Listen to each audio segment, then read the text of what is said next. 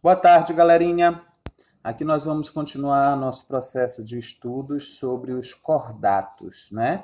Então, nós estamos estudando os cordatos mais evoluídos, aqueles que têm mais desenvolvimento, surgiram mais posteriormente, tá bom? Então, durante o processo de evolução dos cordatos, nós vimos que os cordatos mais antigos, que não tinham coluna vertebral nem crânio, né? E aí nós temos os cordatos mais recentes, aqueles que têm coluna vertebral e têm crânio, pertencentes ao grupo dos craniatas, tá? Então, subclasse craniata, subfilo craniata, e que também nós temos, já estudamos, os primeiros são os peixes. Então, nós vimos os peixes agnatas, aqueles que não têm mandíbula. Nós vimos os peixes com mandíbulas, né? Como, por exemplo, o placoderme, né? Que são peixes muito grandes, que tinham placas protegendo a caixa craniana.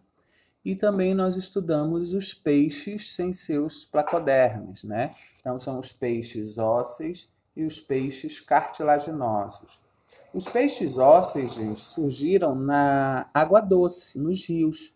E eles dominaram também o ambiente de água salgada. Mas os primeiros peixes a se desenvolver com mandíbulas, né, que tinham mandíbulas, eram os peixes cartilaginosos e os placodermes. Esses peixes, eles, devido a estarem justamente com as regiões da água sempre muito carregadas, né? Então, nós tínhamos uma grande quantidade de indivíduos vivendo nos rios, uma grande quantidade de indivíduos vivendo nos oceanos. Eu tinha uma competição e uma predação muito grande. E eu tinha um grupo desses peixes ósseos, que a gente pode observar aqui, né? Olha aqui, o opérculo, a estrutura que caracteriza a linha lateral, olha aqui a linha lateral, que caracteriza um peixe ósseo. Então, entre desses grupos dos peixes ósseos, nós tínhamos peixes que eles tinham umas nadadeiras mais fortes. Eles tinham uma nadadeira mais muscular, com uma grande concentração de ossos nessas nadadeiras. E essas nadadeiras mais fortes, elas eram em números de 4. Então, nós tínhamos 2 pares de patas bem resistentes. Por eles terem esses 2 pares de nadadeiras que pareciam muito patas, nós chamamos esses indivíduos de tetráplodes, tá? Então, quem são os tetráplodes? São alguns peixes primitivos, tá? A maioria deles já desapareceram, ainda existe uma porcentagem muito pequena, alguns representantes só dos tetrápodes, mas eles desenvolveram e evoluíram e deram origem aos seres de patas. Então, todos esses grupos de seres de patas também são pertencentes ao grupo dos tetáplodes, tá? Os tetráplodes, eles têm essa nadadeira altamente desenvolvida e eles também são pertencentes ao grupo de peixes pulmonares. O que são os peixes pulmonares? Quem são esses caras? São os peixes que apresentam uma bexiga natatória funcional. O que quer dizer isso? Eles justamente apresentam uma bexiga que consegue capturar o oxigênio do ar. Esses peixes, eles têm a bexiga natatória encostada e grudada na traqueia e eles conseguem absorver do ar uma quantidade um pouco baixa de oxigênio e ajuda no processo de oxigenação. Eles não perderam a respiração branquial, tá, gente? Eles ainda têm a respiração branquial, mas eles desenvolveram uma melhoria, uma adaptação, que eles também conseguem oxigenar, pequena porção, a estrutura do sangue através da bexiga natatória, tá bom, gente? Então, esses são os tetráplodes. Eles têm uma vantagem muito grande devido a ter essa bexiga natatória pulmonar, né? Essa bexiga natatória adaptada para capturar o oxigênio, e ter essas patas muito fortes. Devido a essa bexiga natatória e essas patas fortes, eles conseguiam sair da água.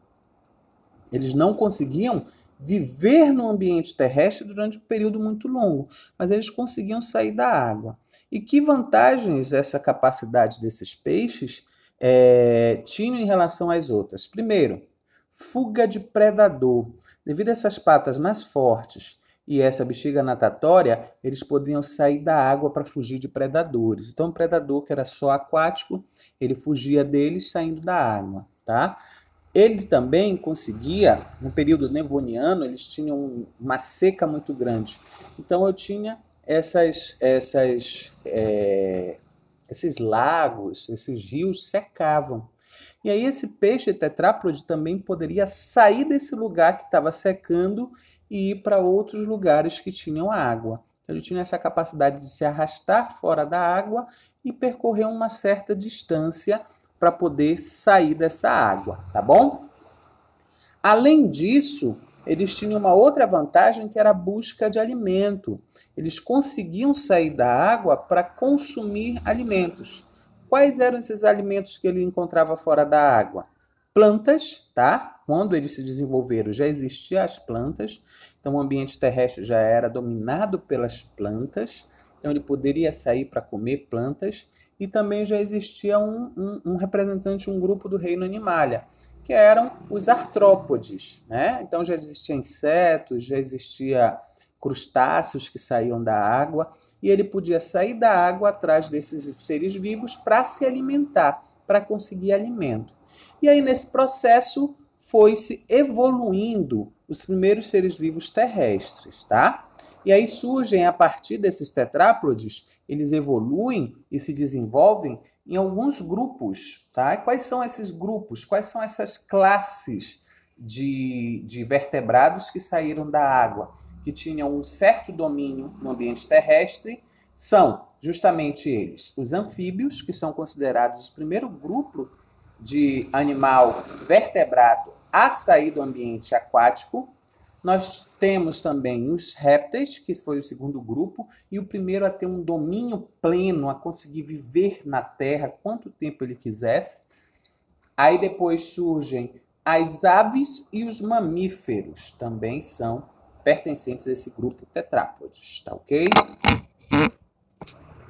Então esses tetrápodes, eles ainda tinham uma respiração branquial, mas eles conseguiam passar um tempo relativamente considerável fora da água, tá? Então aqui nós temos a estrutura da evolução dos peixes, os peixes ósseos. Os primeiros tetrápodes não tinham ainda patas muito fortes, foram desenvolvendo até o surgimento dessas patas ainda muito fortes. A característica dele é que a nadadeira, a cauda atrás, ainda tinha uma nadadeira que era impulsionar para a natação aquática. Aqui eu tenho justamente um dos primeiros tetrápodes altamente adaptado para o ambiente de sair da água. Então eles tinham as patas muito grandes, ele tinha as cinturas pélvicas e as cinturas traseiras frágeis, então ele tinha a pata forte, com os ossos fortes, com os músculos fortes, mas eles não tinham a estrutura da coluna vertebral e da cintura pélvica muito desenvolvida.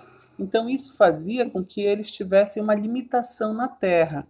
Esses ossos frágeis no ambiente aquático, a água diminui o peso, a água diminui o choque físico, a força gravitacional sobre os ossos.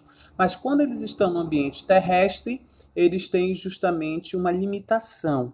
Então eles só podiam se arrastar. Eles não tinham uma locomoção altamente desenvolvida no ambiente terrestre, nem muito rápida, por causa dessa fragilidade desses ossos, tá? Então ele tinha os músculos fortes, mas os ossos não eram tão fortes. Então eles não conseguiam dominar completamente o ambiente terrestre. Além do que, ele ainda tinha a estrutura das brânquias, que ficava mais ou menos bem aqui. Então eles respiravam muito bem na água e na terra eles respiravam mais ou menos. Eles poderiam sobreviver um certo período na terra, mas não muito grande, tá? Então olha aqui. Nos tempos devonianos, uma grande seca aconteceu na Terra, originando poços d'água relativamente rasos e pobres em oxigênio, onde a competição entre os peixes se tornou muito intensa. Então, esses peixes que conseguiam sair da água, eles tinham uma vantagem. eles poderiam ir procurar outros poços de água, eles poderiam ir atrás de alimento, eles podiam fugir de predadores no ambiente terrestre. Isso fez uma seleção natural muito grande desses tetrápodes que se desenvolveram, cresceram e se multiplicaram, devido a essa vantagem que ele tinha em relação aos outros, tá ok? Utilizando suas nadadeiras lombadas e a respiração pulmonar, puderam explorar bem esses banhados costeiros rasos, eventualmente se aventurando a sair da água, explorando esse novo ambiente com uma fartura muito maior de alimento. Surgiram, assim, alguns grupos de transição. A maioria desses grupos de transição são inexistentes hoje. São poucos tetrápodes, tipo assim, mais aquáticos que existem hoje, mas ainda existem, mas são poucos. Observe o Acontostega, um exemplar de transição que viveu na Groenlândia há 365 milhões de anos. Ele já possuía patas, tornozelos e dedos perfeitamente formados. Era um parente próximo dos tetrápodes, mas ainda conservava algumas adaptações aquáticas, como as brânquias e uma cauda em forma de nadadeira delicada sustentada por raios, que o impulsionava dentro da água. Porém, as suas cinturas pélvicas e peitoral, além de suas vértebras, ainda eram muito frágeis para sustentar seu corpo em terra. Ele podia sair fora da água de vez em quando, mas certamente passava a maior parte do tempo na água. Tá? Então, esse processo de evolução foi ocorrendo, esse desenvolvimento das nadadeiras em membros, em patas, foi cada vez mais acentuada, até que surgiu os grupos mais desenvolvidos terrestres, os tetrápodes terrestres mais desenvolvidos, tá? Que dominaram o ambiente terrestre.